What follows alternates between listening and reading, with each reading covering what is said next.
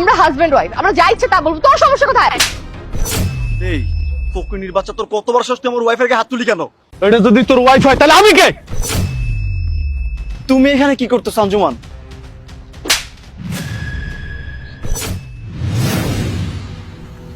এই মামা, যাবেন? সারাদিন রিকশা দিয়ে ঘুরবো, কত টাকা নেবেন? 1200 টাকা দিতে হইব সারাদিন রিক্সা করলে। কি 1200 টাকা? এই মামা, তুই রিক্সা জমা কত দাও প্রতিদিন? ভাই রিক্সা জমা দিতে হয় 120 টাকা, আর আপনার ইনকাম হয় 600 টাকার মতো।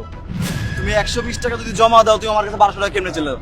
এই মামা এত কথা কইেন না তো, আপনাকে লয়ে অনেক ঘুরতে হইব, কোনো জায়গায় রেস্ট পাবো না, গেলে যান নাইলে আমি গেলাম। আচ্ছা বাদ দাও তো, ভিখারিকে মনে করে দিয়ে দিও 1200 টাকা, সমস্যা কি? চলো আমরা ঘুরি। ও আচ্ছা, টাকা তো তোমার অনেক বেশি হয়ে গেছে, টাকা তো তুমিই দিবে, আর কি করো, চলো। চলো।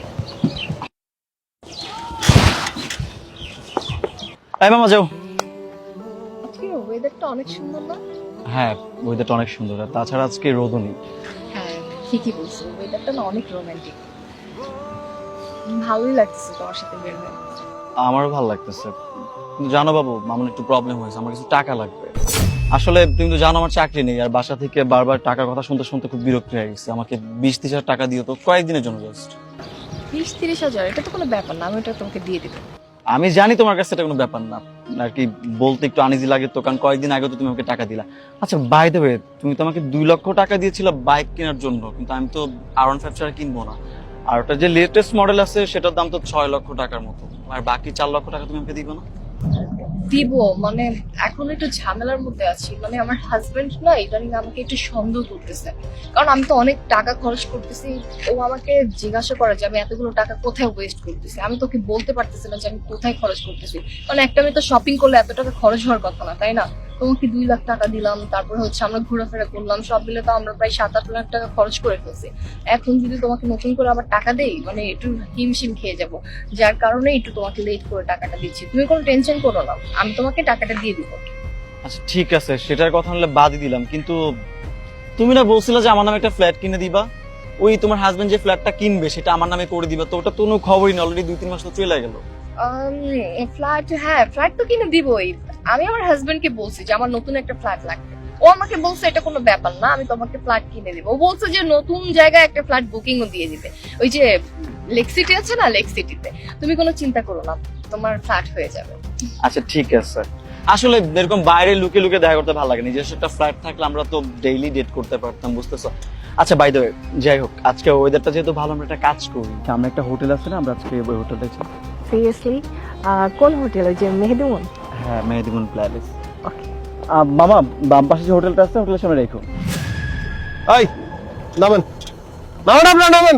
আরে কি আজব ব্যাপার, আপনি এরকম শার্প করতেছেন কেন? আপনারা নোংরা নোংরা কথা কইবেন আর আমি এনে ভাই রিক্সা চালাবো? এই নোংরা নোংরা কথা বলতেছি মানে? আমরা হাজবেন্ড ওয়াইফ, আমরা কথা বলছি, নোংরা কথা কি দেখছস তুই? আশ্চর্য, আমরা হাজবেন্ড ওয়াইফ, যা মন চায় তাই বলবি, সেটা তো তোর সমস্যা। তোকে ভাড়া করছি ঘোরার জন্য, তুই সারাদিন ঘুরে বেড়াবি, আমাদের কথা মাঝখানে কান কান দিচ্ছিস তুই।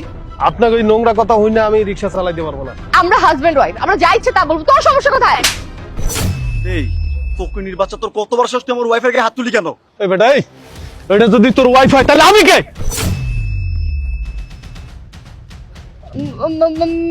মেঘ, মেঘ তুমি এখানে রিক্সা নিয়ে রিক্সাওয়ালার বেশি কি করতেছো?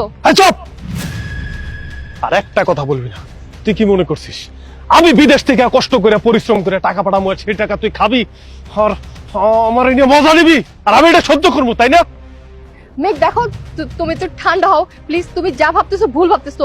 ও ও আমার বয়ফ্রেন্ড হবে কেন? ও আমার ফ্রেন্ড, আমরা জাস্ট ফ্রেন্ড। ও তোর ফ্রেন্ড? এতক্ষণ ধরে রিক্সার মধ্যে কি বলছিলি? ওরে তুই বাইক কিনা দিতেছোস, ওরে তুই ফ্ল্যাট কিনা দিতেছোস, ওর বাড়িতে ও টাকা পাঠায়। এই আমরা প্রবাসীরা আমাগুলাকে তোরা নাটক করস? আমরা রাত দিন 24 ঘন্টা কষ্ট করে খাইটা হাতের চামড়া উঠে গেছে, তোরে আমি লাখ লাখ টাকা পাঠাইছি, আমি কোনোদিন হিসাব করি নাই। আর সেই টাকা দিয়ে মাস্তি করবি, আমি সেটা ছাইড়া দেবো? শোন, আমারও বাংলাদেশের লোক আছে, আমি খোঁজ খবর নিছি তুই কোথায় যাস কি করস। আমার সন্দেহ হয়েছে দেখা, প্রথম 2-3 বছর আমি তোরে কোনো সন্দেহ করি নাই। আমি মাথার গাম পায়ে ফেললাম, নিজের রক্ত পানি করে আমি তোরে টাকা পাঠাইছি, আর তুই এরকম পরকীয়া করস, আমি তোরে ছাড়িয়ে দেবো? কোনোদিন তোরে আমি ছাড়িয়ে দেবো না। তুমি এখানে কি করতেছ আঞ্জুমান? আচ্ছা মুন্না, এই মেয়েটাকে আরে ও তো আমার বোন লাগে। ও, এই মেয়েটা তোমার বোন লাগে তাই তো? আমি কি লাগি? হ্যাঁ, আমিও নিশ্চয়ই তোমার বোন লাগি। এখন তো তাই বলবে, তাই না? কি বলতেছো তুমি এইসব? হ্যাঁ, আমি তোমার বোন লাগি আর তুমি ম্যারিড? এই মেয়েটা তোমার ওয়াইফ। তুমি আমার কাছ থেকে সব লুকাইছো মুন্না। তুমি আমাকে বলছো তুমি বিয়ে করো নাই, তুমি আমাকে ভালোবাসো। তার মানে কি লাখ লাখ টাকা নেওয়ার জন্য তুমি এগুলো করছো? তুমি আমাকে ফাঁসাইছো আর আমার সংসারটা নষ্ট করে দিছো।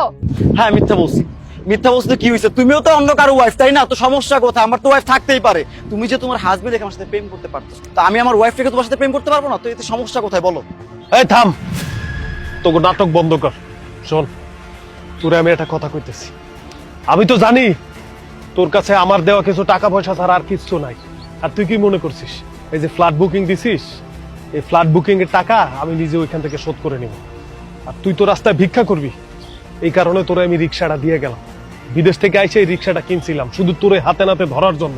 এই রিক্সা চালায় তুই এই পোলারে লইয়া খাইস। আর শোন, একটা কথা মনে রাখিস, তোরা কি মনে করছস তোরা সুন্দরী এই জন্য কি আমরা কি বিরহে থাকবো? না, আজকে থেকে নতুন ট্রেন্ড শুরু হইলো, আজকে থেকে নতুন নিয়ম। তুই এই পোলারে বিয়ে কর, আর এই যে ওর বউ, ওরে তালাক দিব, আমি তোরে তালাক দিব। আমি আজকে থেকে এই মাইয়ের লইয়া থাকবো, ওরে আমি বিয়ে করবো, আমি কোনো বিরহের মধ্যে থাকবো না। আজকে থেকে নতুন নিয়ম। ভালো থাক। এই চলো আঞ্জুমাল।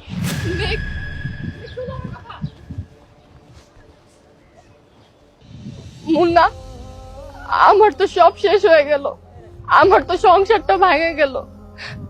তুমি ম্যারিড, আমি এটাও জানতাম না। ওরা তো ওদের মতো চলে গেছে। চলো না আমরা একসাথে থাকি, আমরা বিয়ে করে ফেলি। এই, আমি তোমাকে বিয়ে করবো কেন? আমি তো তোমার সাথে ছিলাম তোমার টাকা পয়সার জন্য। তোমার এই হাজবেন্ড ছিল, হাজবেন্ডের কাছ থেকে টাকা পয়সা নিয়ে আমাকে দিতে আমি চলতাম, কারণ আমি বেকার, আমার কাছে কোনো টাকা পয়সা নাই। আর তোমার হাজবেন্ড তো চলে গেছে, আমি তোমাকে বিয়ে কিভাবে করবো বলো? আমি তোমার সাথে থাকতেই পারবো না। আর শোনো, একটা কাজ করো, এই তোমার হাজবেন্ড তোমাকে রিক্সাটা দিয়ে গেছে না, তুমি রিক্সা চালায় খাও। আর যদি কোনো ভালো ছেলে পাও বিয়ে করে নিও। আর আমি তোমাকে জীবনে বিয়ে করতে পারবো না, কারণ যেই মেয়ে একটা প্রবাসীকে ঠকাইতে পারছে সে তো পরে আমাকেও ঠকাবে। আমি বাইরে থেকে কোনো একটা সাদা সাদা মেয়ে বিয়ে করে নিয়ে চলে যাবো, সমস্যা নেই। তুমি থাকো তোমার মতো।